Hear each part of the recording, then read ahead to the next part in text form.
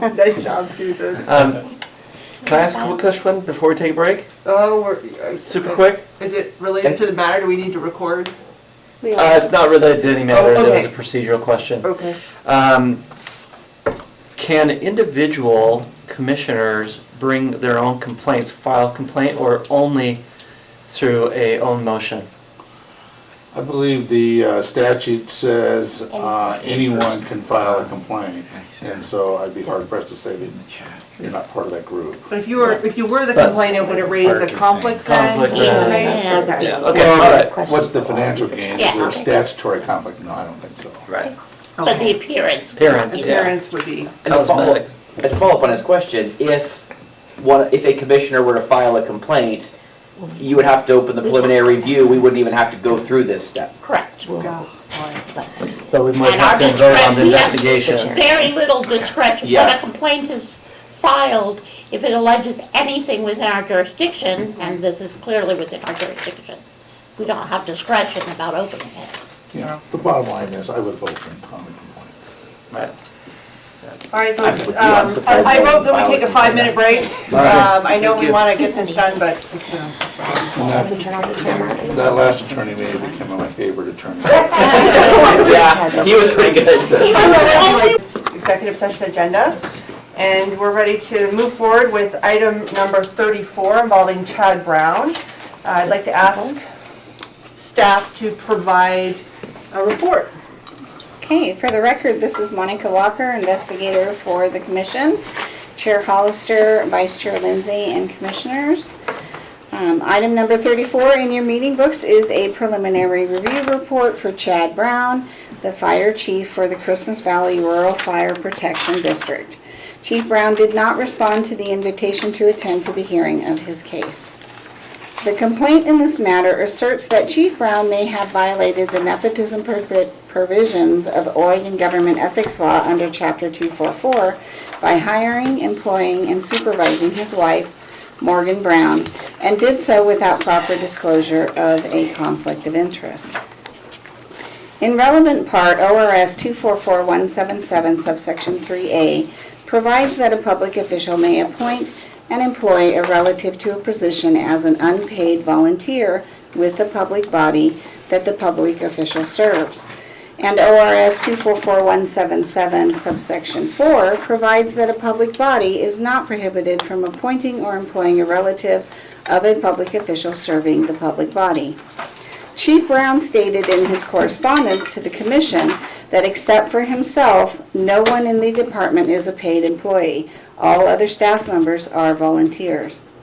During this preliminary review, we confirmed with Chief Brown that his wife, Morgan Brown, is a volunteer for the district and that district volunteers do not receive a salary, pay, or benefits for their services to the district other than a $125 end-of-year Christmas bonus for their attendance. In other words, going out on calls. Chief Brown is not involved in the process or the decision in providing this bonus. It is established and determined by the District Board of Directors and appears to qualify more as a stipend or a reimbursement of expenses per ORS 244179-3C. Additionally, Chief Brown confirmed that he did not initially employ or appoint his wife, Morgan Brown. Rather, she was originally hired by the prior fire chief as a firefighter and thereafter appointed by the Board of Directors as the district's administrative assistant. Based on the information, it does not appear that Chief Chad Brown engaged in a prohibited use of office, had a conflict of interest requiring disclosure, or violated the nepotism provisions. Thus, the report in your reading books recommends dismissing the complaint in this case. Thank you, Investigator Walker, for that summary. Do you have any questions from commissioners regarding this matter? It seems like it's a fairly straightforward matter to me. I appreciate the report. Seeing no questions. I have a question. Oh, please. Please, Commissioner Payne. Yeah, it seemed that there was a conclusion based on the report that the Christmas bonus was reimbursement of expenses under the statute. and it was paid to volunteers who are in attendance or who went out on calls. And I was wondering if you could explain that conclusion a little bit more, since this volunteer was an administrative assistant. Just to be clear, she's also a firefighter for the district as well, so she's both. She is volunteering as the administrative assistant and a firefighter. So as a firefighter, she's receiving that Christmas bonus for her attendance, basically for going out on calls. And if I could just ask a follow-up question. Please. Is there any interpretation of reimbursement of expenses under the statute? Because I guess I'm still confused as to how the bonus would be, even if it's for going out on calls, how that would be a reimbursement of expenses. Or can I Or add a that question, or a stipend. stipend, I Yes. think is the other category. Mhm. So, More or less official compensation, even though they're volunteers. I'll speak up. We do have a definition of reimbursement of expenses in the administrative rules that it simply says it is payment by the public body to a public official serving the body of expenses incurred in the conduct of their official duties. And it is my understanding that with the firefighters, that they do incur expenses, volunteer firefighters incur expenses when they get called out on duty, gas and so forth, and that a stipend or this Christmas bonus, if they want to call it that, is a repayment to them of the expenses they incurred in doing this job. and just a follow-up question on that, if I might. So a stipend typically is something where it's given to you, it's a lump sum, and it's not something you submit receipts for. It's just sort of a estimation of your contribution in a way, or, I mean, it's sort of an honorarium. Okay. So. Commissioner Payne, do you have any follow-ups on that? No, I thank you so much. I was looking only at the statute, which didn't use the word stipend. So I thank you so much for clarifying that and for pointing me to the administrative rule. Thank you. Thank you. Any other questions from commissioners? I see none, I think, oh, You know, there's always been argument in the commission, and at least commission staff, about between stipends and is that official compensation. And I have always tried to stay away from that. Like, you folks can get a stipend for showing up here today. And I don't really think you're really being compensated. I still think you use volunteer commissioners. And so I've tried to stay away from that idea of a stipend is, official compensation, whatever. I think it's just under that reimbursement of expenses, so, for your time. I know that's, but they're usually pretty insignificant. That's what, $100 and some for the year? 125. 125 1 year. For the year, in Christmas Valley, I mean, I'm sure they're pretty spread out there on who's the volunteers, so. Anyway, I'll just say that's the way we've kind of interpreted, and we've had those kind of discussions internally. And could I, if I could add to what Executive Director Burson is saying, I mean, the other thing that I found compelling here is that bonus or stipend was established and determined by the District Board of Directors. So it was sort of an official decision of the board to distribute this small amount of funds to all the volunteer firefighters. So in my mind, that makes it clear that it was And then, stipend or it was appropriate. so. Okay, let's go ahead and move forward with the motion. Thank you. Sure. Chair Hollister, I move that the commission find that the complaint and information available during preliminary review appears to be insufficient to constitute a substantial objective basis for believing that a violation of Oregon government ethics law has been committed by Chad Brown, item number 34 on our agenda, or warrant further review, and that the complaint be dismissed. Let's go ahead and call the roll. Commissioner Mason, Aye. Commissioner Fiscum, Aye. Commissioner Lindsay, Aye. Commissioner Burke, thumbs up, Commissioner Payne, Aye. Commissioner Thompson, Aye. Chair Hollister, Aye. motion passes 7-0. Thank you. All right, moving forward to agenda item number 35. I believe we have folks joining us for this, and are they with us? Yes. So we have both Nick Green and Andrea Coit. Looks like Ms. Coit is counsel for Mr. Green. Okay, terrific. So Ms. Coit, Mr. Green, the way that we're going to proceed this morning is we're going to request that our investigator provide a summary of the preliminary review report. And then once we receive that report, we'll go ahead and as a commission ask any questions of our staff about the report. Once we're concluded with that process, I'll turn to you and invite you to make a brief statement on behalf of your client. Because we do have a full agenda, I would ask you to be succinct in your comments. And then we'll have the opportunity as a commission to ask you questions or follow up if we need additional information. So with that, go ahead and move to our investigative report, or sorry, preliminary review report. Thank you, Chair Hollister, Commissioners, Investigator Myers.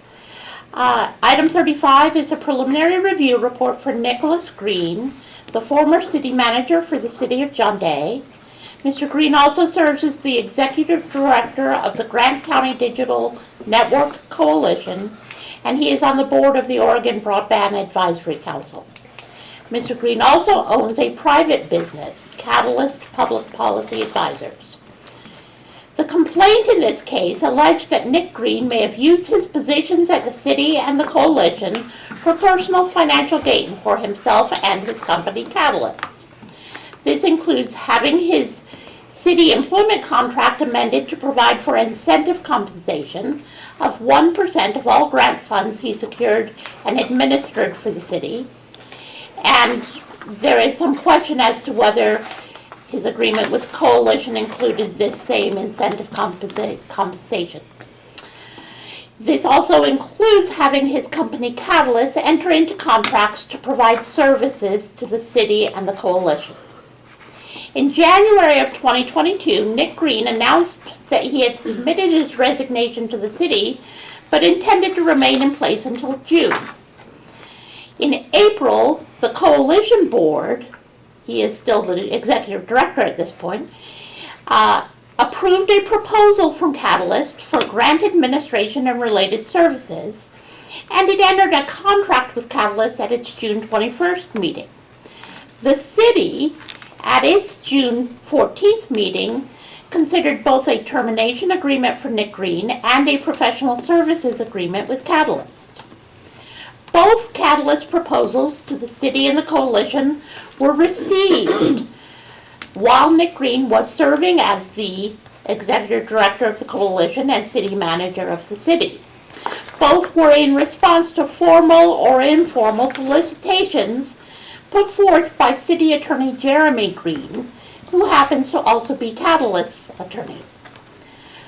Further investigation is needed in this case to determine what role Nick Green may have played in authorizing either or both contracts, possibly in violation of ORS 244.047. Further investigation is also needed to determine whether Nick Green used his position at the city or the coalition to create the opportunity for additional personal income in violation of 244.040 by arranging for his company to be awarded contracts, and whether he properly disclosed his conflicts of interest, including any that may have arisen as a result of his incentive compensation.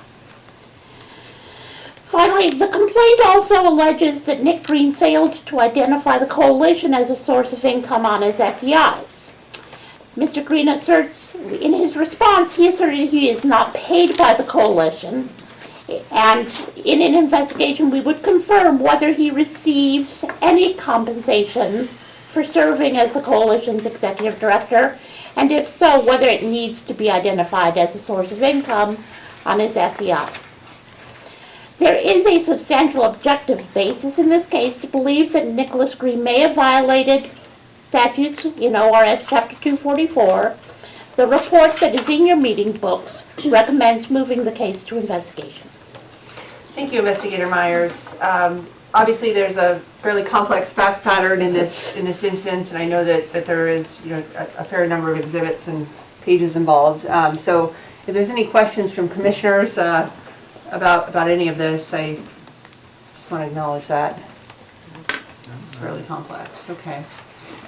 All right, I'm not seeing anyone, so I think we can go ahead, and Ms. Coit, if you have a statement you'd like to make on behalf of your client, you're welcome to do so at this time.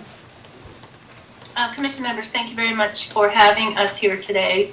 We do appreciate the stage that this complaint is in, that we're just now considering whether to move to investigation, and that it is a complex set of facts. My client would like to, on his own behalf, make a statement, so with your indulgence, I would like to let him do that now. Of course. Mr. Green, you're welcome to make a statement. Thank you, and thank you, commissioners, for having me here today. I'd like to thank your staff as well for the time and effort they put into the preliminary review. For the record, my name is Nick Green. I was John Day City Manager from June 2016 through June 2022. I am still a John Day resident, and I did, in fact, found Catalyst Public Policy Advisors about a year ago while still employed with the city. I would like to correct one statement for the record. I did not offer to stay on until June. I told the council I wouldn't stay longer than that. And that distinction is important because I was completely done last January. But I was torn because it's a small city and we knew it was going to be difficult for them to recruit. So I agreed to stay on until June if they needed me to in order to handle that transition. I also think the context of the complaint is important for the commission to consider. Paul Sweeney, the complainant, and his colleague Bob Pereira have filed, this is their 5th complaint with the OJEC in the last year related to John Day public officials. Both men are well known in our community as anti-government activists. They're actively advocating for Eastern Oregon to secede from the state. They publicly advocate for a dissolution of our schools and our local governments on the basis that they're universally corrupt. John Day is ground zero for this culture war. So I'm pointing that out simply to point out the fact that they're intentionally misrepresenting some of the facts and information in the public record in order to create the appearance of wrongdoing. I'd like to just address a couple of the accusations in specific, and then I'll yield the floor. The first one relates to ORS 244.0401, prohibited use of public office or position. That statute has a very important exemption under subsection 2A. It does not apply to any part of an official compensation package that's approved by the public body that the public official serves. Addendum number 1 to my agreement 5 years ago approved grant administration as a core function of my job and as part of my official compensation package. I've received no compensation for any grant administration or by any agency outside of that official compensation package. The reason Mr. Sweeney was able to write a 121-page complaint about my compensation is that all of that information is in the public record already. It was approved in public meetings, it was posted on the city website. So to summarize, it does not apply in this particular instance. As it relates to the allegation of violations of ORS 244.047, I'm prohibited from having a benefit in a contract that I took part in authorizing. As a city manager, I have no authority to authorize myself a contract. Subsection 4 clearly states that this subsection 2 of ORS 244.047 does not apply if the public official did not authorize the contract. That statute doesn't anywhere say that a city manager can't submit a proposal to their city council to allow for a smooth transition for the council for the incoming leadership. Mr. Sweeney filed a similar ethics complaint with the International City Managers Association about this same issue. And about a week and a half ago, they wrote a determination dismissing that complaint. I'd like to read briefly a quote from their report, and then we can submit that into evidence if you'd like. Quote, the information, documentation, and context Mr. Green provided was extremely helpful to the Committee on Professional Conduct's discussion. Based on your response, we concluded that your conduct in these areas did not violate the ICMA Code of Ethics for the reasons stated. The Commission noted it is common practice for local governments to retain the departing manager's services for continuity of operations or to complete special projects. It's clear from the information you provided that the city was struggling in its efforts to recruit a suitable city manager. The expected gap in management led to the discussion about retaining your firm's services and your development agreement. The Commission noted in the agreement that while you did have discussions while you were the city manager, the agreement was not formally approved until you were no longer in that role. Close quote. In summary, I did not participate in the authorization of my contract by the City Council. I was no longer their city manager at the time that it was authorized, and this is a standard practice nationwide. It is not a violation of state statute. The last comment I'll make, and it's the easiest one to dismiss, ORS 244.060 requires a statement of economic interest to be filed for any income as a result of our public offices. Mr. Sweeney has not provided any evidence that I was magically paid more money than I reported on my SEIs because none exists. In his complaint, he wrongly alleges that Grant County Digital, as the city's broadband agency, compensated me. They do not even have a bank account. The agency only exists on paper. They have no independent financial instruments, checking or savings accounts, budgets, audits, employer identification, or tax ID numbers. Grant County Digital could not have paid me if they wanted to. There is no substance to that allegation at all. In summary, I will confess that ORS 244.120, methods of handling conflicts, is a very difficult thing when you're in a small town of 1,700 people. We are incredibly awkward about disclosing conflicts of interest when everybody serves on every board. We know we're not good at it. You know we're not good at it, because you've read 5 complaints about it. I'll simply state that we didn't do it right, that we should have asked for an advisory opinion, and now that I know the process, I will certainly do that next time. But in conclusion, I offered to stay on as John Day City Manager out of the goodness of my heart because they needed the help. Over 6 years, we raised $20 million in grant funding. It's the equivalent of $7 billion on a per capita basis in Portland. We had to make really hard decisions. We had to close the police department. We had to cancel our pool and close it. We had to close the dispatch center. People like Paul didn't like those decisions. This is political retaliation. We never intended to violate the law. I hope you'll consider that. And I also want you to know that I support whatever decision you make and will willingly cooperate with whatever you decide to do. Thank you. Thank you for those comments, Mr. Green. Ms. Coit, I'm assuming that you don't have anything else to add? I would just urge the committee to take into consideration what Mr. Green has said when making this preliminary decision. It does have before it, I believe, 5 additional complaints by the same group of people alleging these same things. And it, at some point there must be some evidence behind these allegations, and we would ask that you decline the invitation to move forward with an investigation. Thank you for those comments, and thank you for taking the time to appear and share information with the commission. Are there any questions from commissioners for either Ms. Coit or Mr. Green? Yes. Thank you, Chair Hollister. Just a response to Mr. Green. Thank you for your candor. Thanks for your statements. Unfortunately, anybody can make a complaint, and the current system is that anybody can make a complaint, and then you have to respond as the respondent, right? And it's a process, and we ask for your patience as we go through this, but it's often a good exercise to clear your name, and based on what you've told me, I assume that that's where we'll end up at the end of the day. But I would encourage your patience as we go through that as we clear name and walk through the facts and make sure everything's clean and buttoned up tightly. Thank you. Thank you, Vice Chair. It looks like Commissioner Fiscum, you have a question or a comment? Thanks, Chair. Just a quick comment. I find Mr. Green's comments and Ms. Coit's comments to be compelling, and I always have the hesitancy over the years I've been on the commission of getting involved in the middle of what could otherwise be described as a local dispute of some kind. That always is a source of irritation for me.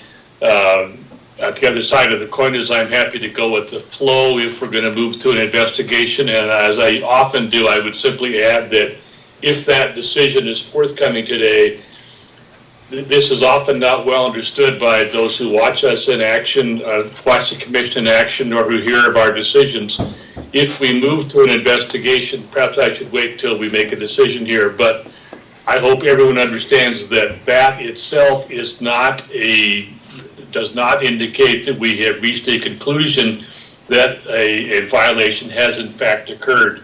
It only indicates we need more information on that point before we reach a final decision. So, Mr. Green, Ms. Coit, thank you for your comments today. I do find them very important. Thank you for appearing before us and for for your patience with our schedule. Thank you. Thank you, Commissioner Fiscum. Any other commissioners have come, oh yes, Commissioner Thompson. Thank you, Madam Chair. I agree with Commissioner Fiscum. I feel like, especially since this is, 5 or 6 complaints that we've had to deal with now. I was kind of on the fence on this when I read the meeting packet before, but after hearing from Mr. Green, I'm inclined to vote to not move this forward. I don't know. I think his explanations were good. The one thing that I was hung up on was the SEI, the reporting of income. But if there was no income, that's why it wasn't reported. So I'm inclined not to move this forward at this time, based on where the complaint's coming from and Mr. Green's explanations.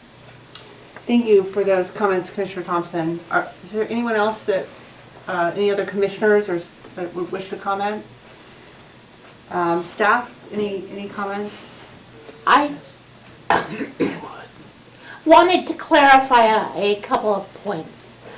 Under 244.047, a public contract, we have an administrative rule that defines what counts as authorizing. Excuse me. A contract is authorized not just by the public body, the governing body that votes, but by any public official who performs a significant role in the selection of the contractor or the execution of the contract. And I had a lot of questions in this case because it was Catalyst's attorney, who was also the city attorney, who was issuing the RFP. I don't know to what extent Catalyst was involved in preparing the RFP that they then responded to on behalf of the coalition, or on behalf of the city. There was no solicitation whatsoever. There was no RFP. Simply, the attorney recommended providing this, Catalyst attorney, who was also the city attorney, recommended providing a contract to Catalyst. An additional point that I wanted to raise was Mr. Green pointed out that there is a provision, an exception in 244.040, that your official compensation package, acceptance of your compensation package, does not constitute a prohibited use of office.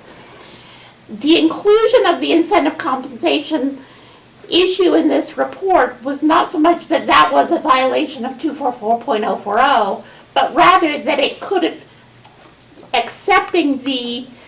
having that incentive compensation arrangement could give rise to a conflict of interest for Mr. Green.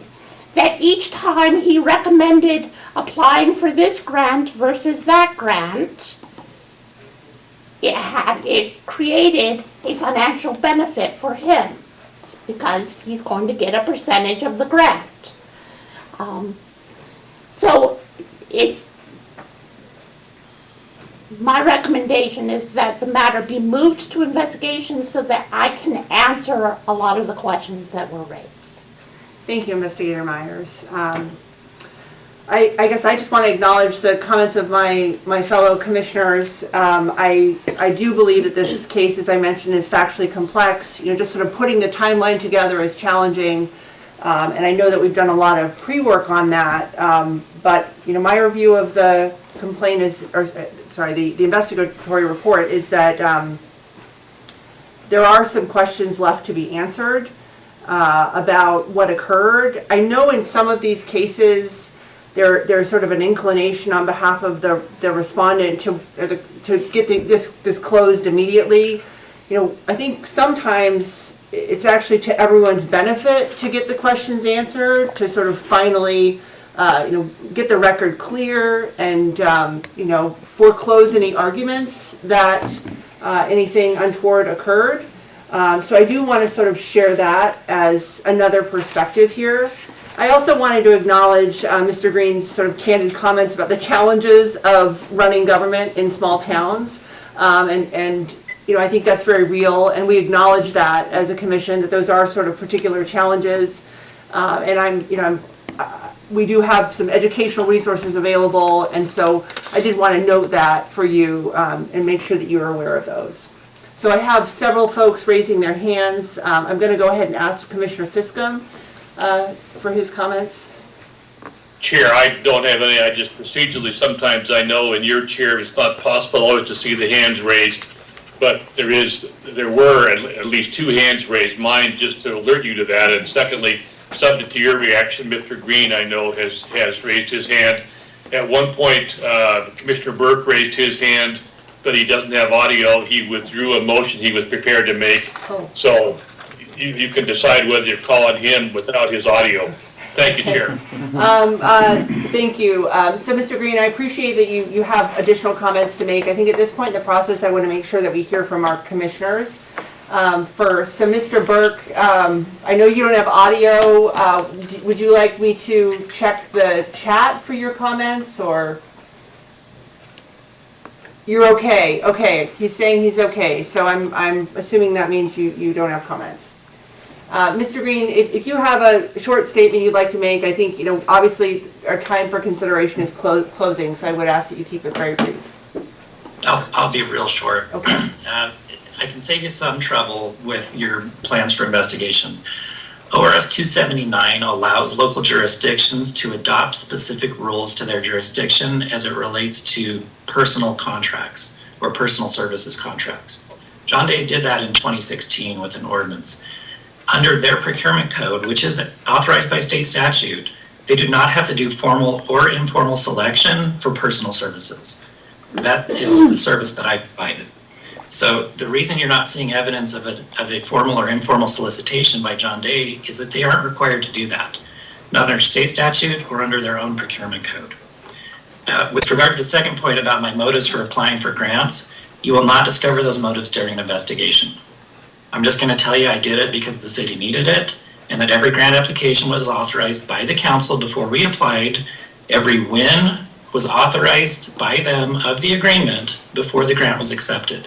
I never did have the authority, nor did I submit an application for any grants that were not previously authorized in a public meeting by the council. So investigating my motives for applying and whether I wanted to pad my stats with the 1% commission, I got paid $65,000 a year. That's all I could afford. I averaged $20,000 a year for my grant compensation.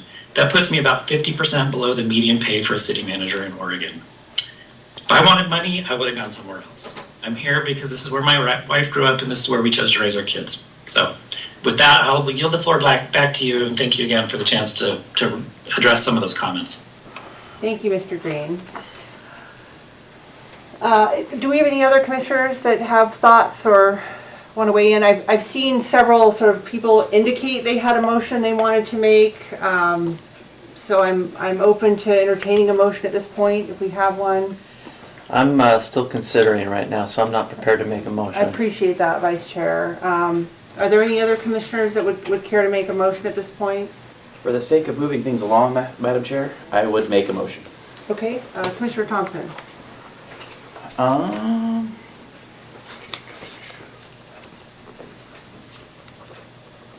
I move that the commission find that the complaint and information available during preliminary review appears to be insufficient to constitute a substantial objective basis for believing that a violation of Oregon government ethics law has been committed by Nicholas Green or warrant further review, and that this complaint be dismissed. Thank you, Commissioner Thompson. So now's the time for discussion by the commissioners of the motion before us, which is a motion to dismiss. Anyone care to weigh in at this point? I'll go ahead and weigh in. I'm torn between Investigator Meyer's recommendation. I obviously rely on her judgment and skill quite heavily, and I've frequently followed her recommendation. And I'm usually inclined to let the investigation proceed forward because I think it's generally a good exercise. On the other hand, I think that Mr. Green is very persuasive, and also hearing about the prior complaints brought by Mr. Sweeney and his colleagues, and consequently I'm inclined to support this motion by Commissioner Thompson, candidly to send a message, I guess. So I'll be supporting the motion. Thank you, Vice Chair Lindsay. Are there any other commissioners that have thoughts they want to share about the motion before us? Commissioner Burke appears to be typing. Okay, Commissioner Burke, we will look forward to your comments. In the meantime, Commissioner Payne. Thank you, Chair. I think and I appreciate all the comments that everyone has made so far. I think I agree with the chair that an investigation could be helpful in this circumstance. And in particular, I have remaining questions about the conflict of interest potential violation, which what I heard from Mr. Green was some acknowledgement in that regard that there potentially could have been a violation of the conflict of interest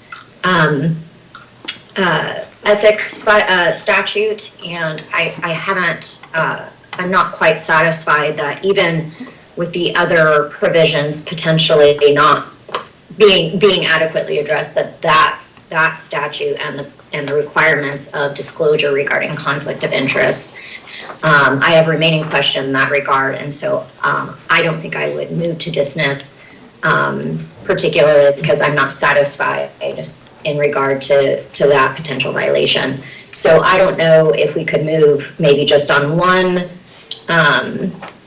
violation or move to dismiss the others. So I guess that's a procedural question I have, but I'm not ready at this point to move to dismiss the entire complaint. Thank you, Commissioner Payne. So I believe we have a motion before us right now, which is to dismiss the entire matter. I suppose just procedurally, a question for staff, if there was an interest in the movement to accept some sort of change or withdraw the motion. I mean, is it possible to move to investigate one portion of a complaint? Yes, it is. Okay. Okay. Commissioner Burke did leave his comments Okay. in the... Oh, thank you. Do you want me to read them for the group, I guess, for the record, or? Yes. Yeah, okay, so Commissioner Burke has typed into the chat due to his technical difficulties. Even though an investigation does not mean he is guilty, the existence of an investigation is problematic at home and politically, and its impact should not be discounted. This being the case, given Mr. Green's testimony, I will support the motion. If this motion fails, oh, it just disappeared. No, we need to, he accidentally let somebody in, we need to delete. No, Noel Crombie is media, I believe. Is that correct? He is media, Yeah. Not anymore. Okay, so I'll finish reading this. If this motion fails, Commissioner Payne could move to divide the question. So I believe we just unintentionally removed a member of media from the closed session. And so I assume staff will reach out or make an effort to allow them to return. Are there any other comments by commissioners regarding this matter? I guess I'll just speak as well. I mean, I found Mr. Green's comments to be compelling and credible. I also am sort of recognize that his comments were really directed to one portion of the complaint, and that the conflict of interest concerns seem to be outstanding, and something that we could investigate further. So at this point, I'm inclined to vote against a full dismissal on that ground, but I certainly respect the position of my fellow commissioners here. So if are there any other comments, or are we ready to go ahead and call the roll? You see no questions, let's call the roll. Commissioner Fiscum? Before I vote, remind me, the motion is to dismiss. Correct, so if the motion is to dismiss, so vote aye, will dismiss the matter. Fiscum votes aye. Fiscum votes aye. Thank you. Thank you. Commissioner Lindsay? Aye. Commissioner Burke? Aye. Commissioner Payne? No. Commissioner Thompson? Aye. Commissioner Mason?